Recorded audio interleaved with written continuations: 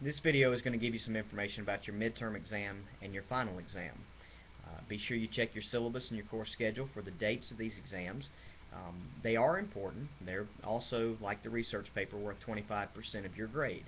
So your grade is going to break down. Your research paper is 25%, midterm is 25%, final is also 25%. Your quizzes are going to be 10%, and your discussion are going to be 15%. So that'll give you the 100% that is possible for your grade.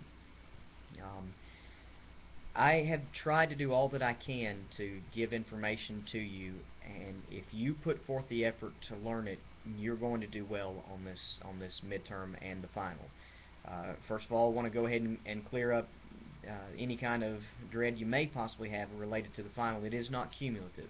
In other words, what you learn the first half of the semester, except for in relation to some of the discussion questions, you may have to brush up to be able to answer those questions. How does one relate to another, for example?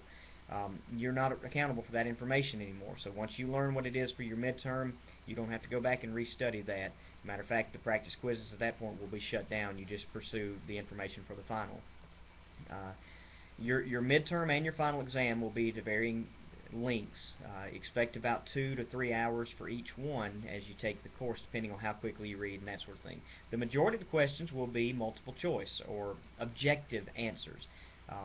You'll find all of the information from those objective questions in your quizzes already. So if you have taken your practice quizzes and you have taken your weekly quizzes, those questions will be recycled and used in your midterm and on your final.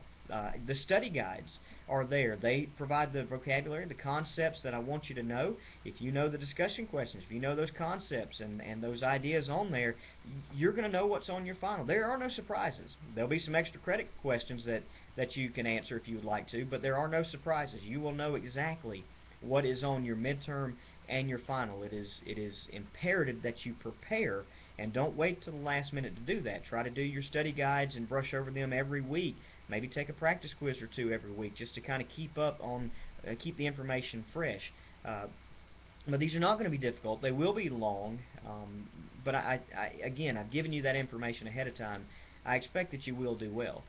Same thing as it relates to the final. The information is going to be contained in your practice quizzes and your study guide. I'm not trying to surprise you. I'm not trying to trip you up. Now, the one big difference between your quizzes, your weekly quizzes, and your midterm and final is that you are not going to be able to use your notes or books or any other helps with relation to either the midterm or the final exam. If I conclude that you have used material that was not acceptable, you will not get a grade except but 0. That's the only thing I can do, because if you cheated on one, I can't guarantee you didn't cheat on the other, and I can't penalize just on one that I know. I have to assume everything else is that way too. So don't go to the internet and copy an answer. I've actually done that, seen word for word on the discussion question. Somebody will copy off of the internet. I just, copy and paste it in the search bar, and there it is. I know it's been copied. I know it's cheating. So don't do that. Don't risk your entire grade over at the expense of a couple of questions.